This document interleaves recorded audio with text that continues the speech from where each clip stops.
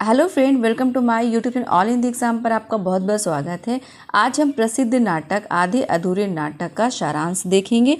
आधे अधूरे नाटक की रचना 1969 ईस्वी में मोहन राकेश के द्वारा किया गया था। इस सारांश को देखने से पहले हम मोहन राकेश के जीवन परिचय को देखेंगे, इनका संक्षिप्त जीवन परिचय को देखेंगे।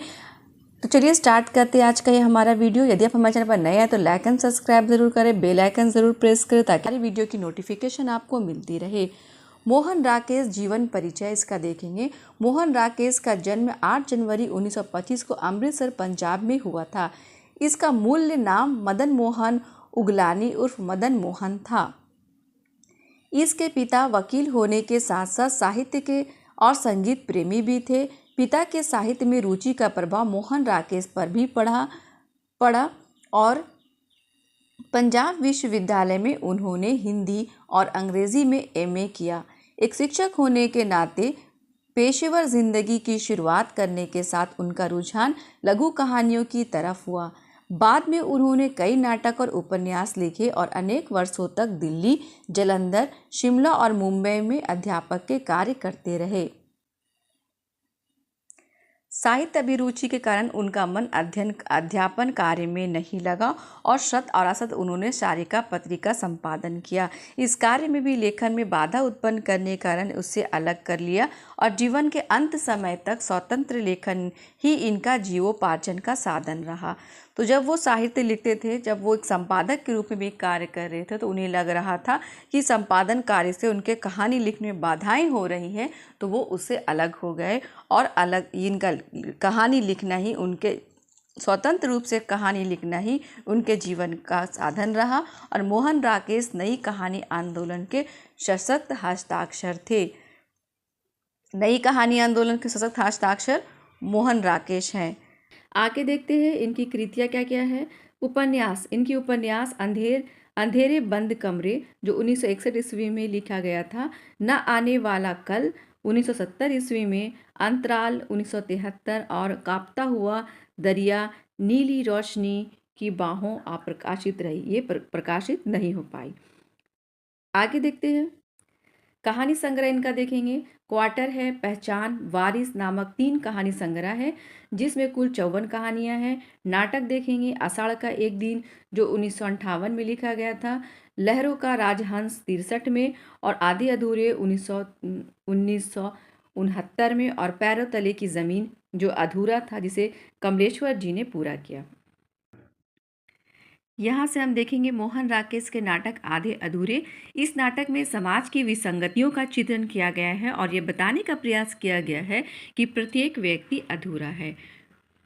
चलिए यहाँ से स्टार्ट करते हैं नाटक। मोहन राकेश का नाटक आधे अधूरे एक मध्यवर्गीय परिवार के आंतरिक कलहन और उलझते रिश्तों के साथ साथ समाज में स्त्री और पुरुष के बीच बदलते परिवेश तथा एक दूसरे से दोनों की अपेक्षाओं का चित्रण करता है। ये इसका जो मेन टॉपिक जो हम पढ़ेंगे आधे अधूरे, उस कहानी का यही इसका माध्यम है कि ये मध्यवर्गीय परिवार की एक कहानी है। इसमें जो उलझते रिश्तों का वर्णन किया गया है और समाज में जो स्त्री और पुरुष के बीच बदलते परिवेश को दर्शाया गया है। आगे देखेंगे महेंद्रनाथ बहुत समय से व्यापार में असफल होकर घर पर बैठा है और उसकी पत्नी सावित्री नौकरी करके घर चलाती है। कई तरह की परिस्थितियाँ और अपने अपने स्वभाव के कारण दोनों एक दूसरे से नफरत करते हैं, मगर फिर भी सामाजिक, पारिवारिक और रूढ़िगत ढांचाओं के कारण एक साथ रहने को मजबूर है। महेंद्र और सावित्री एक दूसरे से घृणा करते हुए भी साथ रहना भारतीय समाज की व्यापक रूढ़िगत विवशता को जाहिर करता है, जिसके चलते स्त्री तो क्या, पुरुष प्रधान समाज का एक पुरुष भी शादी जैसे बंधन को तोड़ पाने में खुद को असमर्थ पाता है।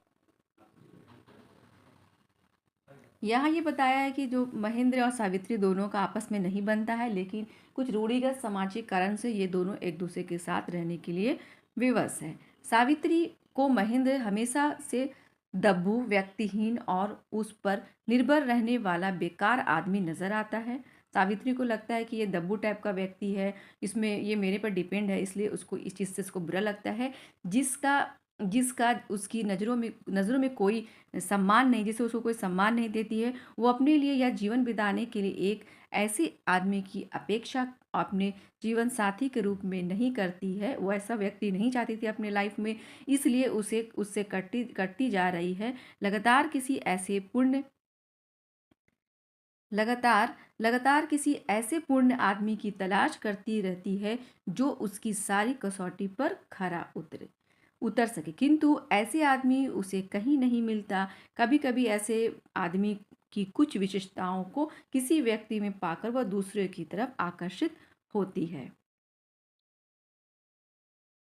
किंतु कुछ समय बीतने पर कुछ ना कुछ कमी पाकर सदैव निराश होती है। सावित्री के इस प्रकार अपने पति से मिले निराशा के फलस्वरूप बाहर का एक पूर्ण आदमी की लगातार तलाश करना स्त्री की अपने जीवन को लेकर एक नई आत्म केंद्रित मनोवृत्ति का भी प्रतीक है। आगे देखेंगे।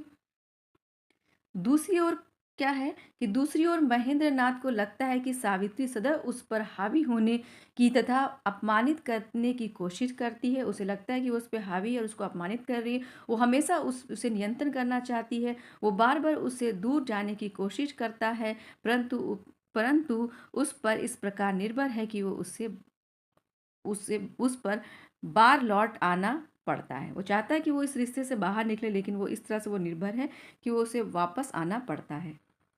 दोस्तों का चहेता हसमुख महेंद्र सावित्री से शादी करने के बाद व्यापार में लगातार असफल होकर मारने पीटने वाला और पत्नी के परिचितों प्रेमियों के घर आने पर घर से चले जाने वाला एक हारा हुआ व्यक्ति बन गया है। ठीक है, एक हारा हुआ व्यक्ति बन गया है। सबसे अपमानित होकर वो अपने बचपन के मित्र जुनेजा के यहाँ जाता है। कभी घर ना लौटेगा ये सोच करके वो जाता है, किंतु अंत में ब्लड प्रेशर की बुरी हालत में ही वापस लौट आता है। वह ना सावित्री के साथ रह सकता है और ना ही अलग। आगे देखते हैं।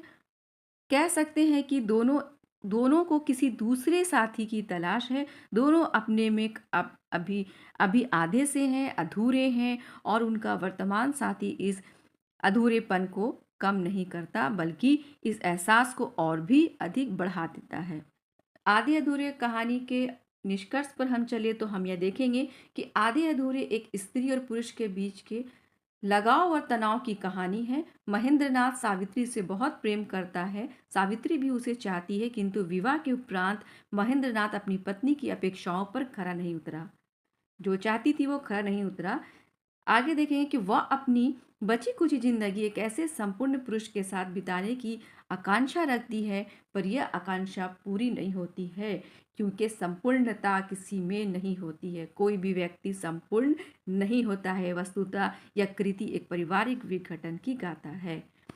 आई होप कि आपको ये हमारा वीडियो पसंद आया। लाइक एंड सब्सक्राइब जरूर करें, शेयर करें।